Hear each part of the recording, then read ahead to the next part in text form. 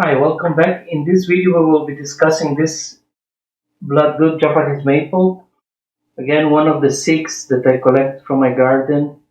In my previous video, I made a mistake and it was actually collected in the spring of 2018. So this is, next year will be the third year of development. So it was 2018, I left it grow untouched. 2019, this year, I worked on defining the structure a little better, and I also have here a wire that I need to remove that was put earlier, and this is more or less the front that I envisioned for this tree. I'll give you a 360. As you can see, the back side is not so interesting. It barely have any branches on it, so I have to develop it considerably still.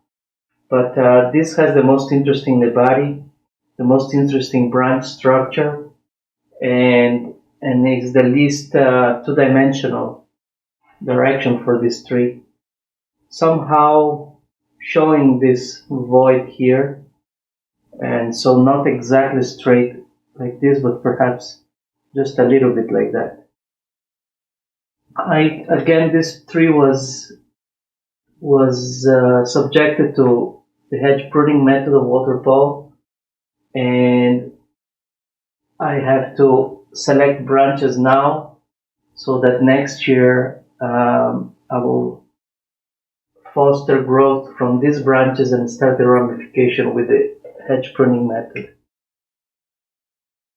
So we will start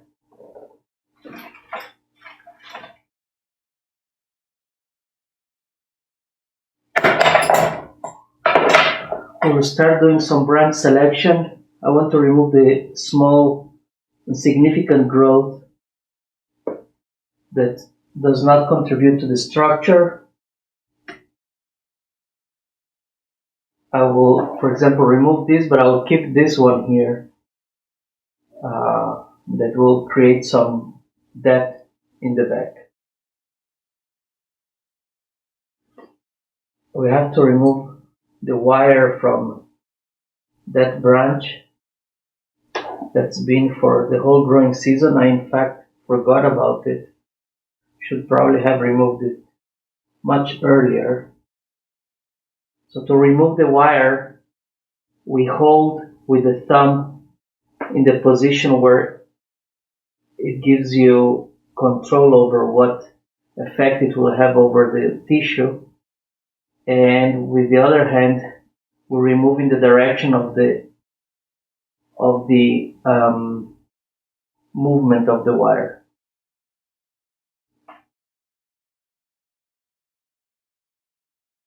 so that we have total control over the damage, if any, that we cause through the unwiring process. So this will leave a mark, but it will grow out of it fairly quickly.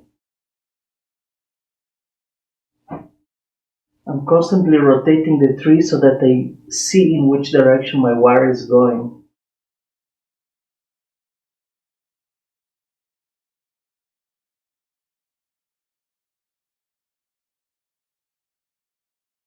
This is a small branch and it's an important one, so I don't want to cause any damage, although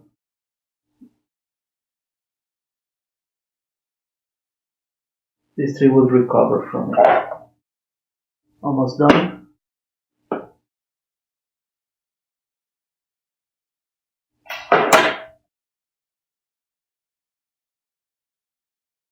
So always putting pressure on the position where the wire will separate from the tree, and that's it.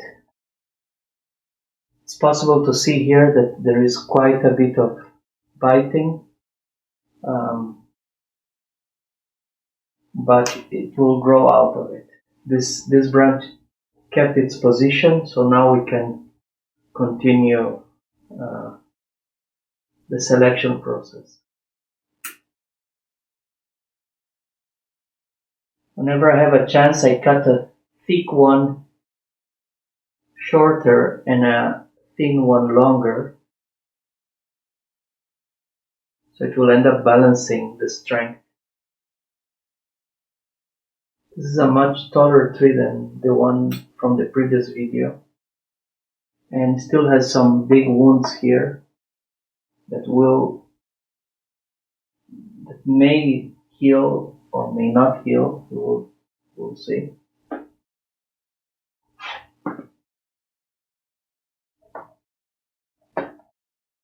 We'll wire this down here.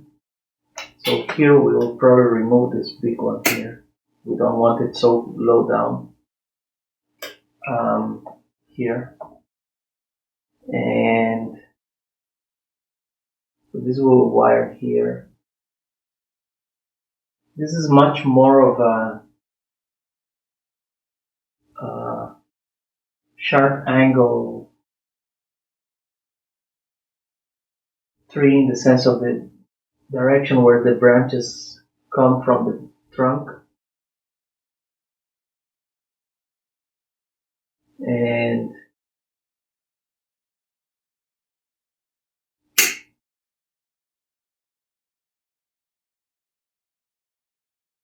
to the side here, if we keep this one or this one,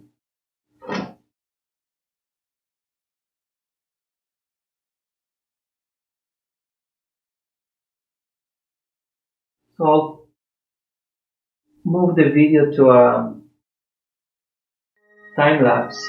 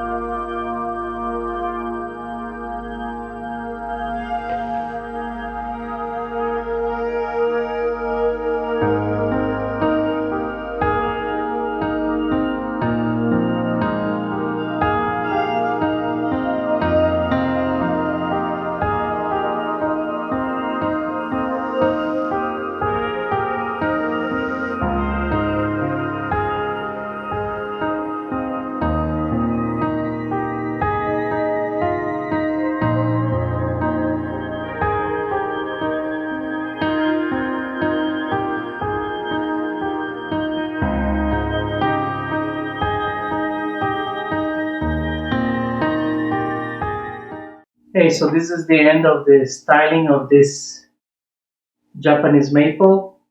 I used wire everywhere. I wired all the branches because this tree has more of a bent down branch structure. Where I had long internodes, I put artificial movement on them to break the long straight lines into smaller lines. Maybe branches will erupt from between nodes. It's still bleeding like the other bloodgood Japanese maple that I styled. The front is more or less here, where it has a white nebari, and you can see this separation between the two branches and the two smaller subtrunks and the main trunk line. And the way that I envision this tree developing is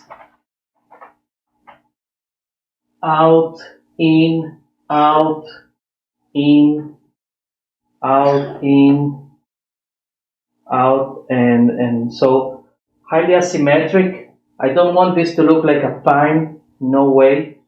So this will have to develop still branches, and I will have to be able to give it some multi-apex sort of profile, like clouds.